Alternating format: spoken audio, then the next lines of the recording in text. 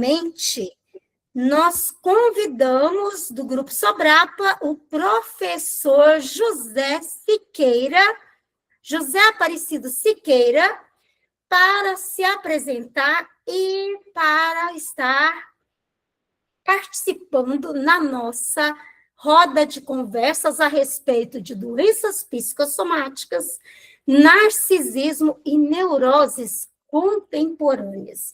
Será que o neurótico psicossomatiza? Hoje nós falaremos a esse respeito. Professor Siqueira, pode começar a apresentar-se aí para o nosso público? Claro, boa noite a todos, boa noite, Cideres, boa noite, Margaride, ouvintes, assistentes e demais pessoas. Eu sou o professor Siqueira, conhecido como tal, né? E eu sou psicanalista clínico, pertenço à Sobrapa, Sociedade Brasileira de Psicanálise e Autismo.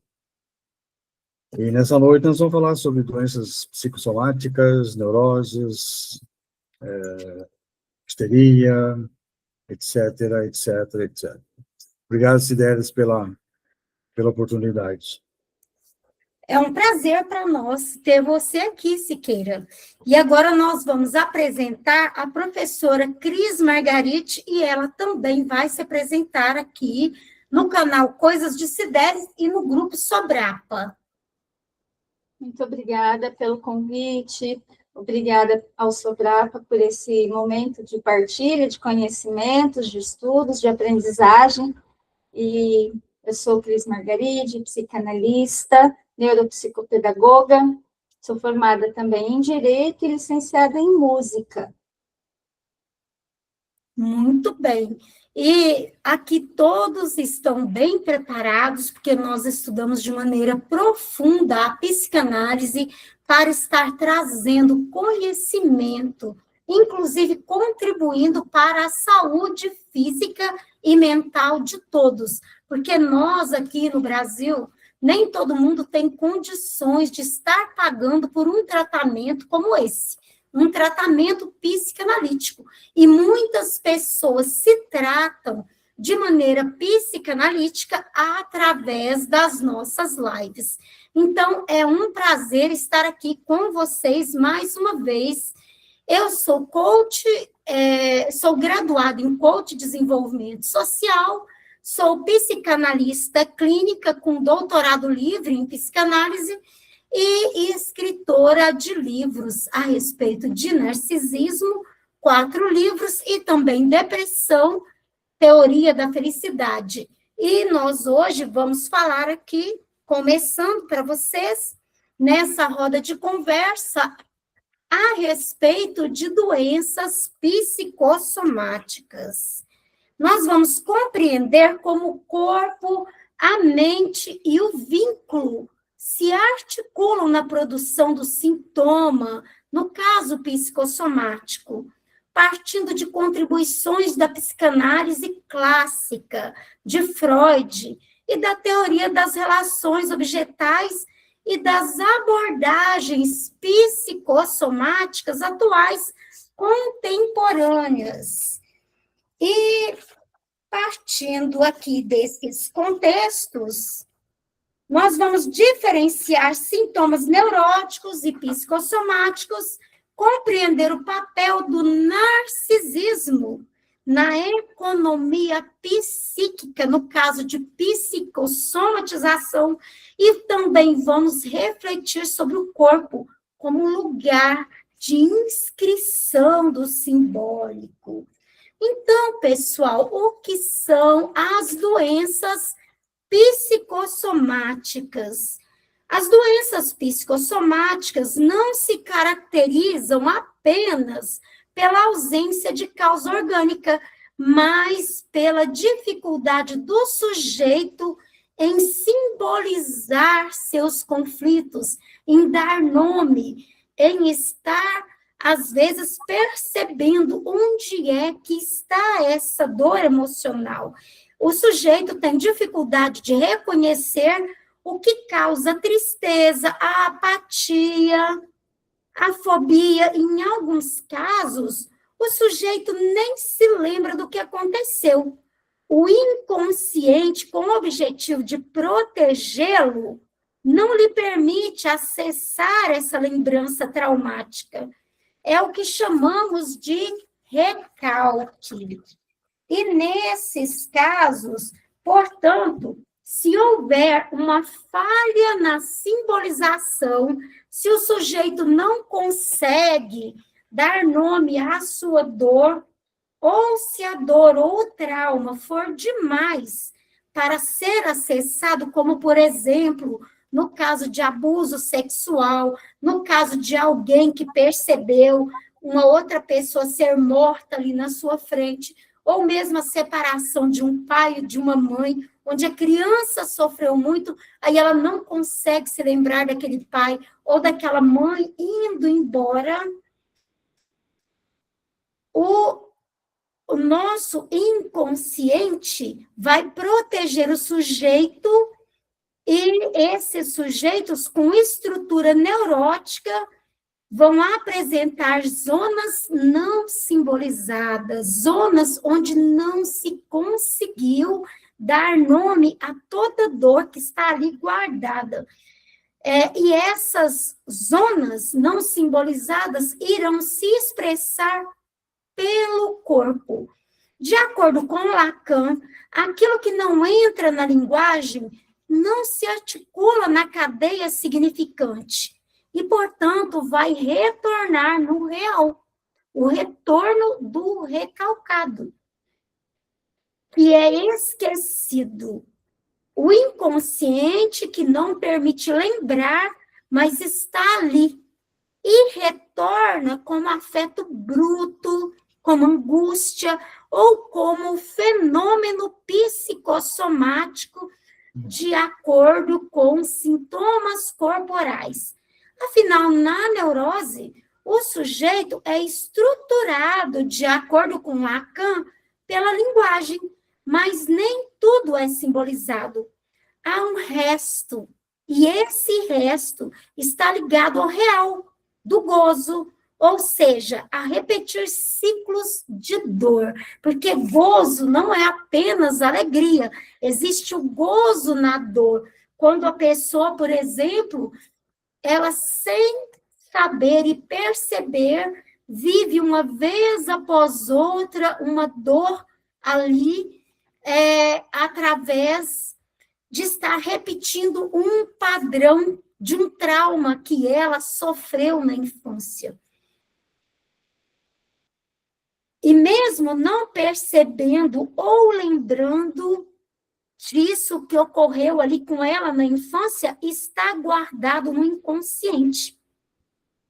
E isso não é ser psicótico, não é fora-clusão do nome do pai, mas um limite interno da simbolização. Todos os neuróticos têm um limite de simbolizar. E o que não é simbolizado voltará como forma de sofrimento corporal. Mas para desmembrar como o neurótico pode, às vezes, psicossomatizar, o nosso querido professor Siqueira irá nos falar a respeito de neurose fóbica. Muito bem. Boa noite a todos, novamente. E eu diria que é sempre uma satisfação estar nessa roda de conversa, né? Para que nós discutamos, para que nós apresentemos para o público em geral, né? E a quem nos assiste, que esses assuntos, neurose, psicose, traumas, psicossomatização, tudo isso nos interessa sobremaneira, né? Então, Cideles, eu só localizar aqui, que eu tinha separado, tá.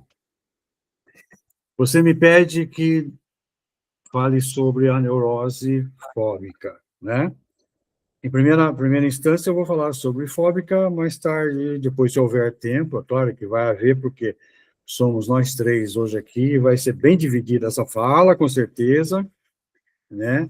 Ah, somos três profissionais experientes nessa situação, e com certeza vai dar tempo da gente alinhavar alguma coisa sobre a neurose obsessiva depois. Quando você me pede para falar sobre neurose fóbica, numa linguagem simples, eu diria que é quando uma pessoa sente um medo intenso e desproporcional, mas não consegue explicar racionalmente por quê. Acontece isso comigo. Muito bem. Tenho medo de elevador. Tenho medo de ponte. Tenho medo de lugar escuro.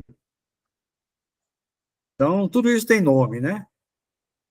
Tudo isso tem nome na psicanálise.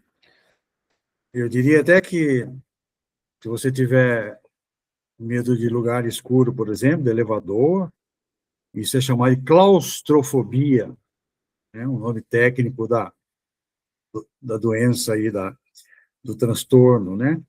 A neurose, claustrofobia. Se você tiver, por exemplo, uma aversão a determinado lugar, aconteceu-lhe alguma coisa naquele lugar. Você foi maltratado, você foi ofendido, você foi molestado. Você pode adquirir uma agorafobia, ou seja, medo intenso de locais. E assim por diante, né? Aqui eu daria uma relação enorme de fobias aqui que levaríamos a noite toda, né? Até medo de altura, acrofobia, medo de doença, nosofobia, medo de cão, sinofobia, e vai embora, né? Então, muito bem. Por que é chamado de neurose fóbica, né? Porque exatamente por isso, né? Porque esse medo fica preso. Conforme a Cidrelli já falou, ele fica preso. E como isso é depois mostrado, como isso vem, como isso é evidenciado, né? Aí eu tenho medo disso. Por quê? Tem uma causa, né? Então, lugares, objetos, situações, pessoas, há situações em que, puxa, eu não suporto essa pessoa. Alguma coisa tem nessa relação que provocou essa fobia, diria, né?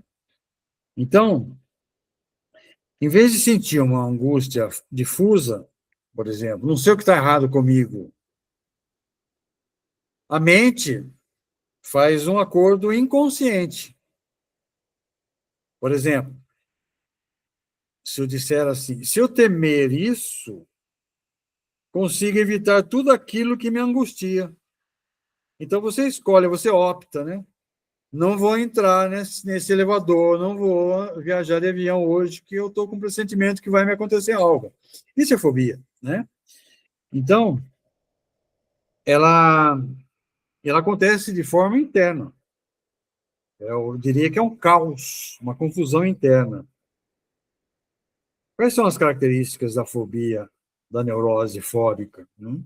Medo intenso e específico, evitação sistemática, sensação de perda de controle, crise de pânico quando exposto, alívio temporário ao evitar tal coisa, né? Então, o que acontece? A pessoa, ela sabe que o medo é exagerado, mas não consegue controlar. Eu não consigo, né? Eu não tenho como cercear esse medo. Ele está implícito em mim, ele acontece comigo. Eu me defrontar com determinadas situações, principalmente se ela foi molestada, né? Ela vai se ver em situações assim de temor mesmo. Não posso entrar nesse local, não posso sentir esse cheiro, eu não posso ouvir essa música. Quanta gente não lembra de música que volta lá na memória auditiva, porque nós temos memória auditiva, memória olfativa, né? Então, um cheiro. Quando eu era criança, tinha um perfume que meu pai usava. Hoje, se eu passo em algum lugar, eu sinto esse cheiro, eu lembro do meu pai na infância. Então, isso acontece conosco, né? O que acontece com as pessoas? Elas ficam com medo de lugares abertos, ônibus, shoppings, sente que pode passar mal ou perder o controle, fica dependendo de alguém para sair, não posso sair sozinho, não posso sair desacompanhada, né? Isso é bom que se diga também, não acontece só com a mulher, acontece com o homem também, né? E outra coisa, né? Fobia ao dirigir é muito comum hoje, nos dias atuais. Odiernamente, eu diria que há pessoas que têm fobia por dirigir. Por quê? Né? Você tem medo de errar, fazer barbeiragem, entre aspas, né? Há pessoas que vão dirigir e falam, puxa vida, será que eu estou dirigindo corretamente, certamente? Estou andando na mão certa? Será que eu estou obedecendo os sinais de trânsito? Alguém está olhando? Eu vou encontrar um guarda ali no trânsito? Alguém vai ficar me criticando, porque eu estou com esse medo de errar, né? Medo de causar um acidente, medo de ser responsável pela morte de alguém. Então, se você sai, entra no carro já com essa prevenção, essa fobia, esse medo, você não faz, você trava, simplesmente, né? E isso acontece em várias situações conosco. Você vai submeter a uma prova, a um exame, você fica temeroso. E se eu errar determinado X de questões, né? Eu não sou aprovado. Aí você fica aquele tremor, aquela coisa toda. Então, aí você tem a fobia social, medo intenso de falar. Há pessoas que são assim, né? Às vezes você faz uma reunião, por exemplo, de nós professores, ou você faz uma reunião entre pares, né? No condomínio, reunião de condomínio, a pessoa tem medo de falar. Ela tem medo de falar. Ela tem medo de ser observada. Há pessoas que ficam receosas. Puxa vida, será que eu estou bem vestido? Será que eu estou vestido adequadamente? Essa roupa não está chamando a atenção das pessoas? O que vão pensar de mim? Como eu estou? Quer dizer, você fica sempre fazendo uma autoanálise, assim, de que forma se condenando, né? Medo de errar em público. Quantas vezes a pessoa não é chamada, agora com a palavra fulano e tal, não quero falar, deixa por último, me deixa por último. É mais fácil de se esquivar de uma fala pública do que se expor à opinião dos outros, né? Isso não é timidez, não. Não confundamos com timidez. É medo de exposição do eu. É medo de exposição do eu. É bom que você diga isso. Nós, psicanalistas, falamos muito do ego, do superego, do id, etc. Né? Aqui está o eu, né? E tem muitas fobias específicas, né? Eu já disse isso, no avião, elevador, cachorro, inseto, sangue. Nossa, eu tenho um amigo que ele vai fazer exame de sangue e ele fica tremendo de medo porque ele não suporta aquele sangue que vai sair naquela agulha lá, entende? Então ele tem uma fobia disso aí, né? E o Freud, como é que o Freud vê isso? O Freud, ele diz para nós que a fobia surge quando a angústia interna é insuportável, o psiquismo desloca essa angústia para um objeto externo. Eu estou falando de coisas externas, né? Até no caso Hans, quando o Freud passa para nós aquele caso Hans, vocês sabem muito bem, né? O menino tinha medo de cavalos. Para quem conhece a história do Hans, do pequeno Hans do Freud, eu falo, o menino tinha medo de cavalos. Cada vez que ele via cavalo, ele... Por quê? Ele se ligava a conflitos edípicos, complexo de Édipo. Olha só. Então, só para encerrar minha fala, para voltar a devolver para você, Cideres, depois eu volto a falar da obsessiva, o Lacan também. O Lacan, seria interessante falarmos, que nós falamos no início, Freud, Lacan, Winnicott, todos eles têm uma visão direcionada para isso, né? O Lacan vê a fobia como uma solução psíquica, ou seja, o objeto fóbico organiza o mundo, cria uma borda contra a angústia e protege o sujeito do vazio. O medo estrutura o espaço, isso em Lacan. E agora, para encerrar mesmo, Cidelis, o Winnicott. O Winnicott, ele fala o seguinte: quando que aparece a fobia? Aparece quando o ambiente falhou em oferecer segurança. Aparece quando a criança não pôde confiar. Às vezes acontece disso. O pai fala assim para a criança: pode pular. Coloca a criança em cima da mesa e fala assim: pula no colo do papai. A criança fica com medo. Eu não sei, né? Eu não sei se meu pai vai me segurar. E aí? Então, objeto fóbico, segundo o Winnicott, concentra o medo do colapso. Obrigado por enquanto, Cidelis. Devolvo a fala para você.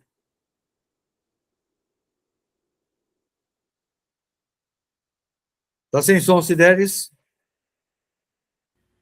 Então, tudo isso que o professor José Aparecido de Siqueira nos disse tem a ver com o sintoma do fóbico. De acordo com Lacan, tem a ver com a cadeia do significante, ou seja, significantes do nosso inconsciente que protege o sujeito neurótico de acessar o trauma que ele sofreu. Por quê?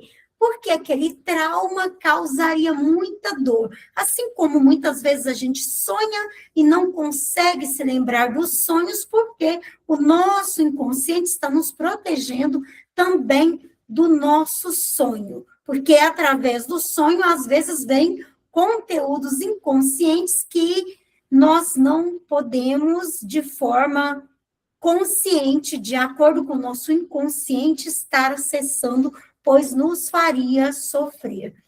Então, essa cadeia de significantes, ela protege o sujeito do retorno do que foi recalcado, esquecido no inconsciente, e não permite lembrar o que está guardado ali.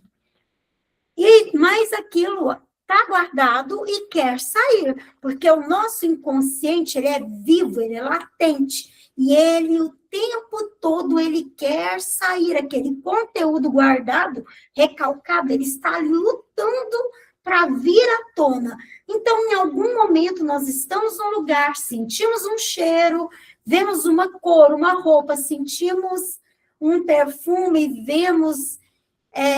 estamos debaixo de uma árvore e nos sentimos ali sem ar, fóbicos, sentimos mal. Por quê? Porque nos remeteu a um trauma do passado que a gente não consegue lembrar, mas o nosso inconsciente, de alguma maneira, encontrou um meio de simbolizar através da fobia. E esse sintoma, segundo Freud, está entre as defesas do ego psicossomático.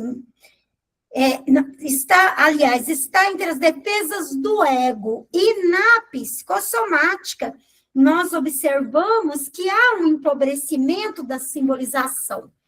Então, aquele sujeito, ele não consegue dar nome e nem lembrar. Muitas coisas que nos aconteceram quando a gente era bem jovenzinho, quando a gente era bebê, por exemplo, a gente não vai se lembrar. Ou mesmo um trauma de alguém que sofreu um acidente, que passou por uma coisa ali muito grave, um roubo e um abuso sexual, nem sempre a pessoa vai conseguir acessar. E esse empobrecimento da simbolização, essa dificuldade de dar um nome, a palavra, através da palavra, essa dor, ele vai ser descarregado diretamente no corpo. E de acordo com as contribuições científicas a esse respeito, Freud, ele fala de conversão histérica. Marty, na Escola Psicossomática de Paris, fala da falha de mentalização, ou seja, o sujeito não se lembra.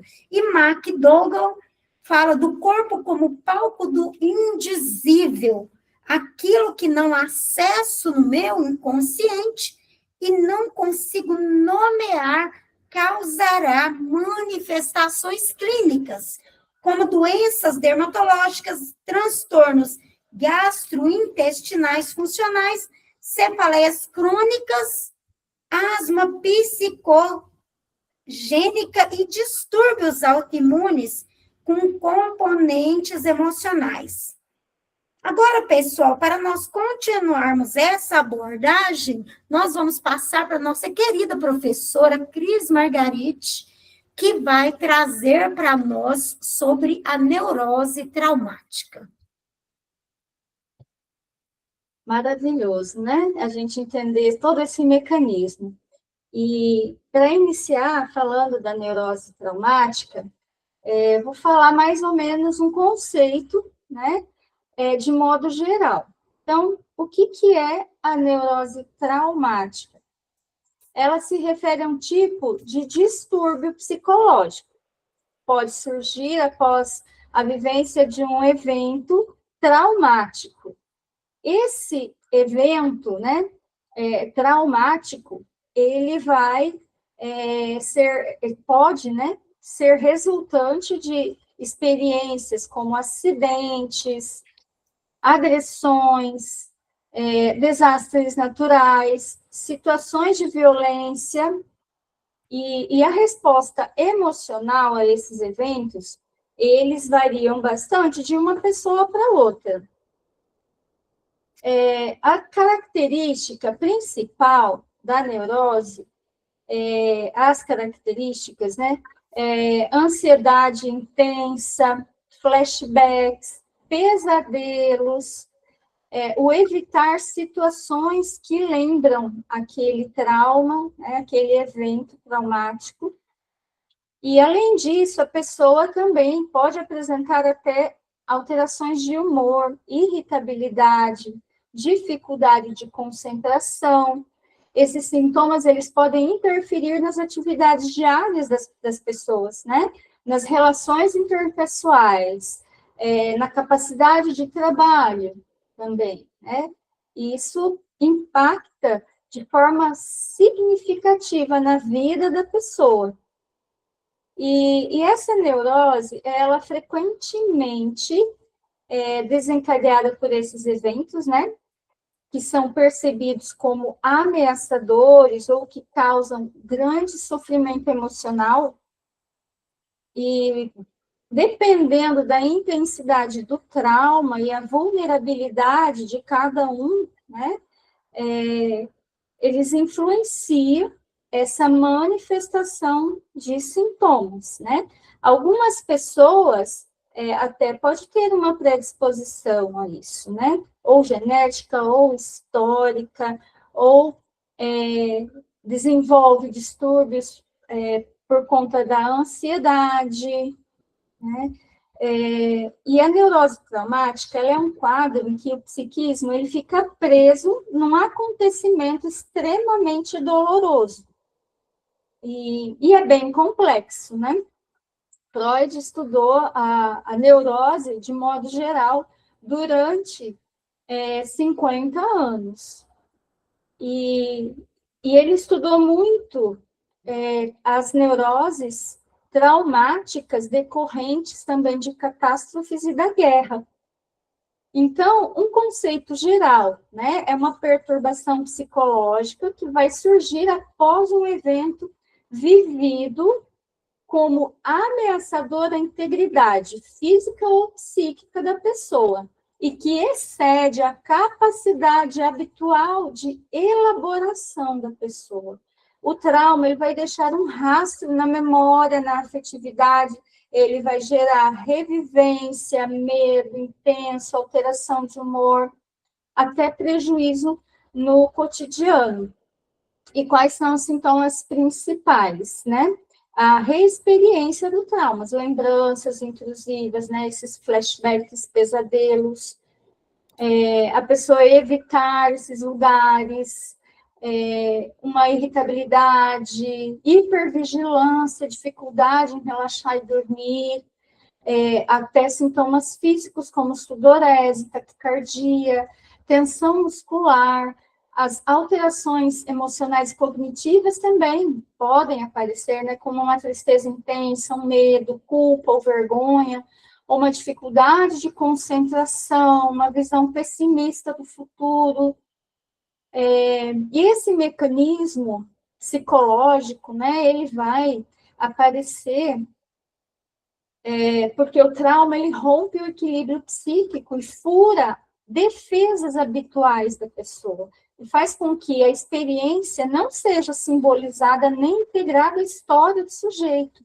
E aí, como defesa, o psiquismo ele vai recorrer a mecanismos neuróticos, que pode ser repressão, formação de sintomas, né, evitação, como nós já falamos, mas eles vão se revelar insuficientes, produzindo justamente os sintomas traumáticos. Então, numa linguagem, né, mais popular, a mente ela vai tentar proteger a pessoa do sofrimento, mas ao evitar ou repetir esse trauma de forma inconsistente, ele vai acabar mantendo esse sofrimento ativo, né? E os fatores de risco, se expor a eventos que ele já sabe que tem essa vulnerabilidade, né? E eventos intensos. Então, o ideal seria se proteger para não causar novamente, né? Reviver esse trauma, né? E o Freud, ele usa a neurose traumática como um caso limite, que obriga a ir além do princípio do prazer, porque nela o sujeito repete os sonhos, sintomas, as experiências puramente desprazerosas, que não podem ser explicadas como realização do desejo. Então, o ponto de partida podem ser sonhos traumáticos, né? E o exemplo, neuroses de guerra, que Freud fez uma pesquisa muito grande naquele tempo, né, da guerra, com soldados, desses traumas de guerra. E o trauma, ele pode ser um excesso e falha do princípio de prazer. O trauma, ele é pensado economicamente, não só o conteúdo, mas o excesso da excitação que não pôde ser tramitado, ele produz essa ruptura na barreira contra os estímulos. A pessoa fica o tempo todo se vigiando, né? E essa neurose traumática, ela pode também ser como uma compulsão à repetição, né? E é um paradoxo, né? O sujeito repete o que causa desprazer, o que obriga Freud a admitir um princípio de funcionamento que pode sobrepujar esse princípio de prazer, né? Então, é uma neurose bastante intensa, né? Então, quem nunca passou por algum evento traumático, né? Eu até hoje me lembro de um acidente onde uma pessoa atravessou correndo com um cavalo em frente ao carro, meu tio não conseguiu frear o carro e o cavalo veio em cima do carro, em cima da gente, e foi extremamente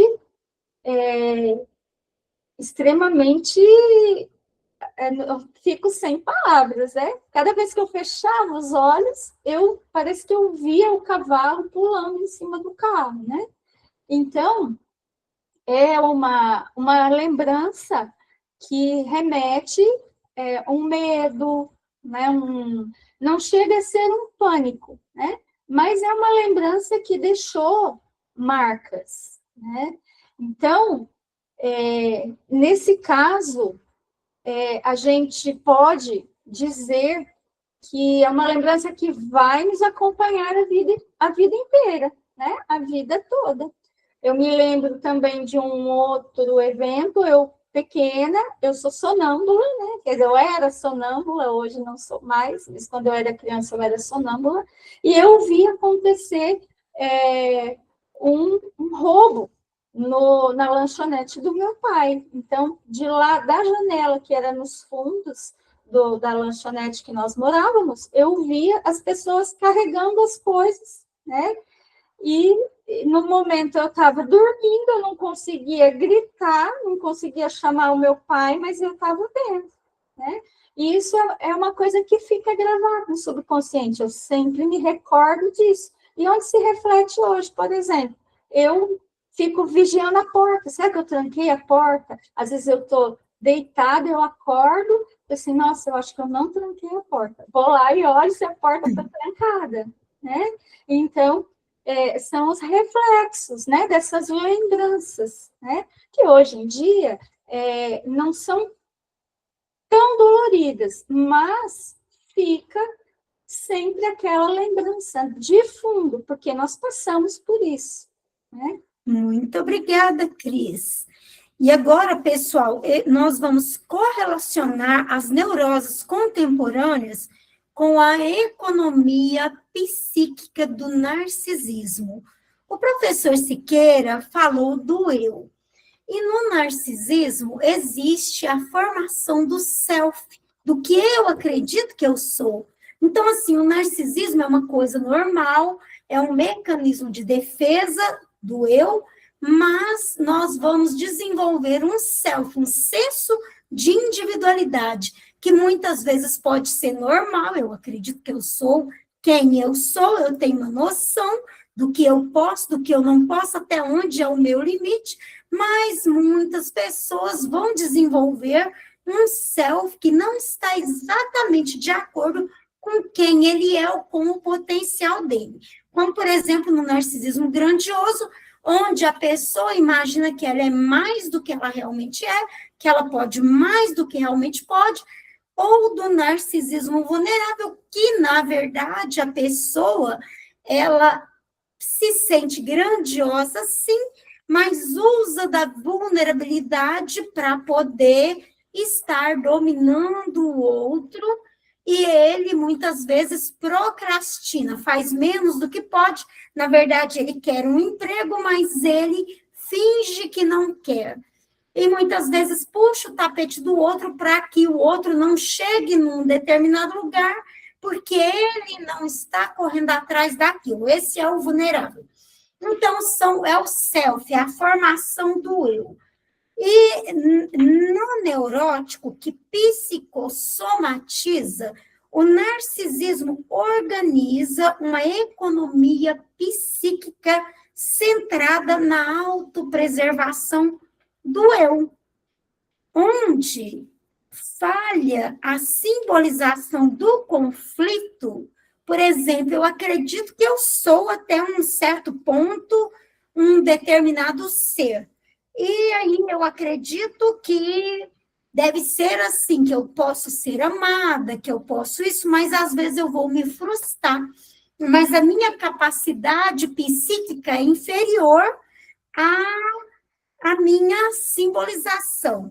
Então, vai haver um conflito. E esse conflito do que eu acredito ser com o que eu sou, que é o narcisismo, ele vai levar a um deslocamento do excesso pulsional, né? Porque causa uma dor eu acreditar que eu sou algo e eu não tenho esse potencial todo, e, de repente, vai levar a um deslocamento pulsional para o corpo, que passa a funcionar como via de descarga do gozo e não representado. Quando eu, por exemplo, sou frustrado e não chega às vias do que eu acredito que mereço. Ou seja, quando o investimento narcísico do eu não suporta a perda simbólica de alguma coisa, de um emprego, de um amor, de alguém na morte, ou da beleza, ou da juventude, qualquer perda, o corpo vai pagar a conta. Então, exemplo, em casos de luto, por filhos, por exemplo, muitas vezes, quando uma mãe perde um filho, se relata tempos depois que a dor que não foi elaborada aparece em algum órgão. Não tem exatamente um órgão específico, porque cada pessoa ela vai descarregar no órgão onde na infância está relacionada a dor psíquica da pessoa ali na infância, do que ela sofreu. E, nesse caso, essa dor não elaborada irá aparecer no órgão onde a simbolização falhou. E ali o corpo é convocado como suporte do real, como diz Lacan. Lacan diz que tudo que é possível, que é palpável, é o real. Então, a nossa dor palpável é o real.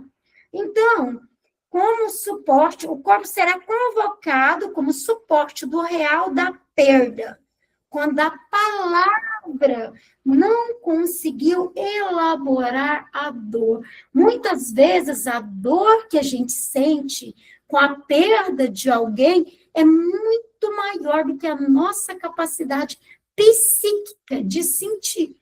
E aí aquela pessoa não consegue nem falar sobre isso. A dor é tão grande que ela não quer nem pensar.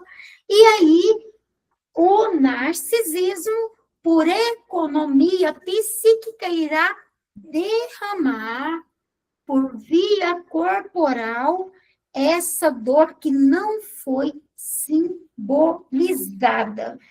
E muitas vezes, no caso de separação, também haverá sintomas ligados à dependência, à sustentação e limites, onde, muitas vezes, no eixo digestivo, estômago e intestino, no aparelho respiratório torácico, nas vivências de aperto, de sufocação, porque eu não suporto viver sem ele, né? Estômago e intestino correlacionado com família. A pele significa proteção. Eu me sentia protegida, não tenho mais aquela pessoa, ou pela morte ou por um luto de separação. Então, não estou mais protegida. Isso, então haverá falhas de borda, eu e outro, pele como limite narcísico. Então, também haverá a dor do sistema ginecológico e hormonal, onde pode se derramar também na parte ginecológica e hormonal. Quando a perca toca o lugar do feminino, do vínculo e da identificação amorosa perdida. Mas, pessoal, para continuar, nós vamos deixar o nosso querido professor Siqueira falar a respeito de neurose obsessiva. Muito bem. Aí, tornando a fala, é interessante isso que você traz, Cideres, porque o nosso corpo, ele realmente traduz, né? O nosso corpo traduz o que acontece conosco no psíquico, né? Se nós não soubermos trabalhar as questões psíquicas, os nossos traumas, as nossas neuroses aí, com certeza haverá reflexos no organismo. Às vezes a gente sente uma dor de cabeça, uma crise renal, uma dor estomacal, e isso é a somatização, né? Claro que numa proporção bem assim equilibrada. Acontece, eu não consigo resolver, haja vista as análises que nós fazemos, né? Nós recebemos pacientes que eles trazem as suas queixas, as suas demandas no nosso consultório, na nossa clínica, e às vezes nós levamos o paciente a descobrir como é que foi sua infância, né? Como era seu pai? Como era sua mãe? Como é que você foi tratado? Enfim, coisas que ficaram lá para trás, né, têm os seus reflexos agora na vida adulta. E é bem possível que tenha esses reflexos mesmo. A neurose obsessiva é uma forma de organização psíquica em que a pessoa tenta dominar a angústia pelo pensamento, pelo controle e pela culpa. Vou explicar com clareza. Por exemplo, né? Quando uma pessoa tem essa neurose obsessiva, quando ela pensa demais para não sentir, pensa demais para não sentir, controla para não se angustiar, adia decisões para não perder nada, vive sob culpa constante. Eu sou culpado disso. Aconteceu por causa disso, né? E começa a se colocar numa posição, sente que nunca fez o suficiente. Então, o pensamento vira uma defesa contra o desejo, a agressividade e o medo da perda. Que ela diz normalmente assim, a gente ouve as pessoas dizerem, né? Se eu controlar tudo, nada de ruim acontece. Isso acontece em casa conosco, né? Se eu pensar bem, não erro. Se eu errar, algo grave vai acontecer. Então, você começa a trazer para você umas queixas, assim, culposas, né? Puxa vida, se eu deixar de fazer isso, vai acontecer tal coisa. Aí se cai numa neurose obsessiva tremenda, né? Quais são as características principais da neurose obsessiva? É uma necessidade intensa de controle, dúvida permanente, perfeccionismo rígido. Aquelas pessoas que têm um perfeccionismo, nossa, eu tenho que fazer tudo direitinho, eu tenho que arrumar a casa, eu tenho que limpar tudo, deixar tudo em ordem, tudo no seu lugar, porque vão criticar. Se eu não lavar o banheiro direito, vão criticar. Se eu não fizer tal coisa, vão colocar defeitos. Então, você tem uma culpa excessiva, você assume essa culpa, né? E a dificuldade de descansar ou gozar. Sempre se falou em gozo na psicanálise, né? Você mesma trouxe isso, Cidés, o gozo, né? Até se nós formos entrar pro assunto religião, nós temos mistérios, tem mistérios dolorosos, mistérios gozosos. Muita gente não entende o que são os mistérios gozosos, lá do terço, né, dos mistérios dolorosos, gozosos e gloriosos. Enfim, tem na sua explicação psicanalítica. Revisa tudo muitas vezes, é isso que você falou. Olha o que você falou. Eu preciso. Não, você não, foi a Margarida que falou. Puxa, eu vou ver se eu tranquei a porta mesmo. Eu vou dormir agora, mas eu acho que eu não tranquei a porta na porta. Está trancada. O carro. Você deixa o carro na rua e vai embora. De repente, deixa eu voltar se eu travei o carro. Isso é uma obsessão, né? Nunca se sente satisfeito. Quais são as perguntas, né? Até no âmbito das relações. Será que eu amo o suficiente? É uma pergunta que às vezes você se culpa. Puxa vida, eu acho que eu não estou amando o meu marido, o meu namorado suficientemente. Eu não estou amando a minha namorada suficientemente. O que está faltando aqui? Aí eu me coloco nessa posição de culpa, né? E se eu estiver enganado? Se eu estiver enganando o outro? Olha só. E se eu decidir errado? Enfim, essa dúvida protege contra o compromisso e a perda. Agora, normalmente nós percebemos reler conversas mentalmente. Às vezes você conversa com uma pessoa, você sai, você faz uma visita, é típico isso. Você faz uma visita a alguém, aí você sai da casa da pessoa e você fica relendo o que você conversou naqueles diálogos, se você não deixou nada a comprometer, se você não falou mal de alguém, se você não trouxe questões que não deveriam ser trazidas naquele momento, aí você fica aquela coisa na cabeça, né? Você fica checando os seus pensamentos. Então, mas isso tudo internamente, né? Você conta quantas vezes, né? Repete, confirma. São tentativas de neutralizar a angústia. Medo intenso de errar, isso está implícito na neurose obsessiva? Autocobrança excessiva. Olha só, autocobrança excessiva. Você não imagina como isso é destrutivo, né? Dificuldade de perdoar a si mesmo.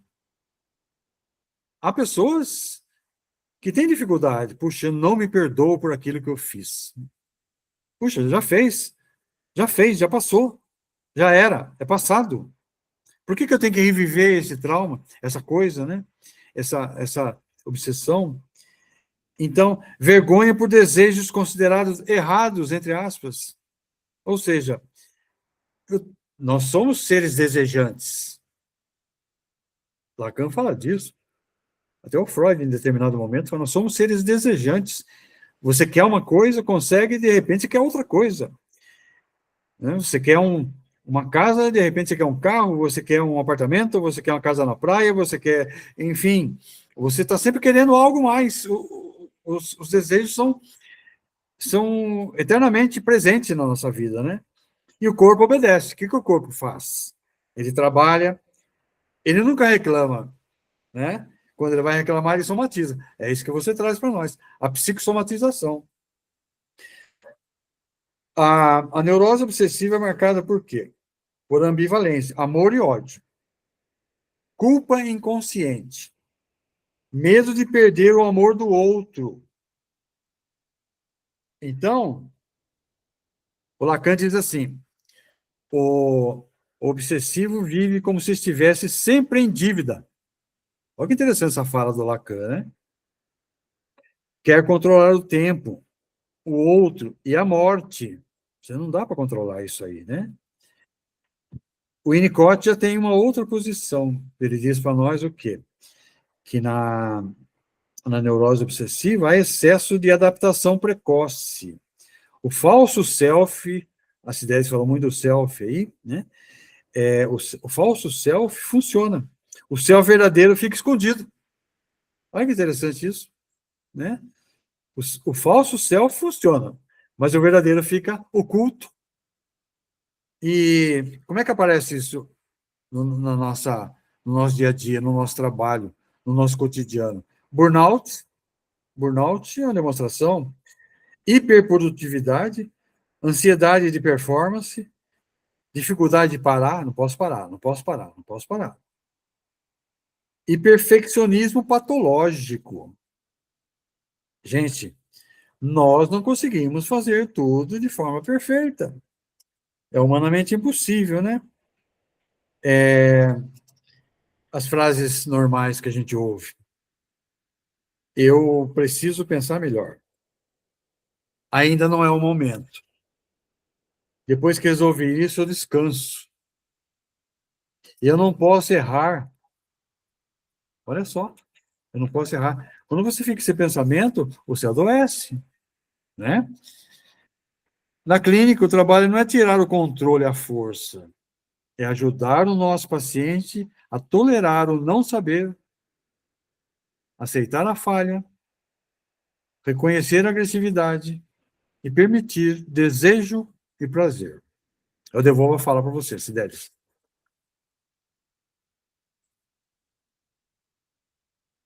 Tá? Sem som, sem som. E muito interessante o Lacan e o Freud falar sobre o desejo, que eu me lembro eu gosto muito de assistir os vídeos do Lair Soares, do Dr. Lair Soares, e ele sempre fala que quando a pessoa deixa de sonhar, ela está começando a morrer. Então, a gente tem que continuar sonhando, desejando e querendo construir alguma coisa. Isso faz parte de estar vivo, isso faz bem. Então, é muito importante nós termos sublimações, sejam elas grandes ou pequenas, ou seja, fazer coisas que nos faz bem. Em especial, fazer o que nos faz bem. Nós devemos estar sempre procurando fazer coisas que vão nos fazer bem, para que a gente possa ser mais feliz. E agora, pessoal, para terminar aqui a nossa fala, eu queria dizer que quando a palavra falha, o corpo fala. Escutar o corpo é o primeiro gesto de cuidado conosco mesmo. Dar palavra à perda é devolver ao corpo o direito de descansar. Não se trata de sermos fracos quando nós nos sentimos tristes, quando nós estamos percebendo que nosso corpo está adoecido e que de alguma coisa isso tem a ver com o nosso emocional, porque nós não prestamos atenção e, de repente, apareceu uma fobia, de repente, apareceu uma obsessão, de repente, apareceu um trauma social, né? Um trauma de dificuldade de vivência em sociedade, onde nós não queremos nem passar no meio de uma praça com muitas pessoas, porque tem ali uma dificuldade em estar em grupos de pessoas. E isso são traumas. Mas não se trata de todas essas coisas que nós falamos hoje com relação às neuroses serem fraquezas, mas de uma dor que ainda não encontrou linguagem. E essa linguagem, ela será encontrada à medida que você começar a olhar para você. E, através da clínica psicossomática e do tratamento psicanalítico, eu vou pedir para a Cris Margaride deixar o número do telefone dela. Ela mora no Paraná, cidade? Sou de Maringá. E telefone?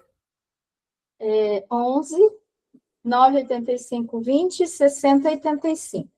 Sim. Professor Siqueira também vai falar de qual cidade ele está falando, do estado de São Paulo, e deixar o telefone dele para análise, para que vocês possam procurá-los para fazer análise psicanalítica.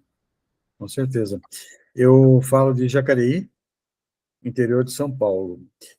E meu telefone é 12 99702 7927.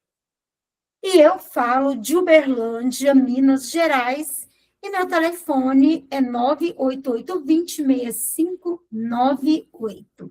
E é um prazer, mais uma vez, nós estarmos aqui representando o Grupo Sobrapa, Sociedade Brasileira de Psicanálise e Autismo, onde nós estudamos de maneira profunda a psicanálise, com vários temas e aula todos os dias da semana, e durante 15 dias quase não se repete, professor.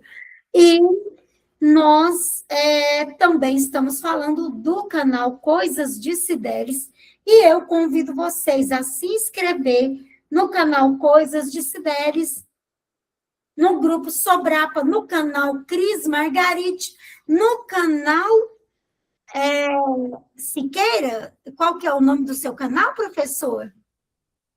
@professor.siqueira, no Instagram. É isso aí.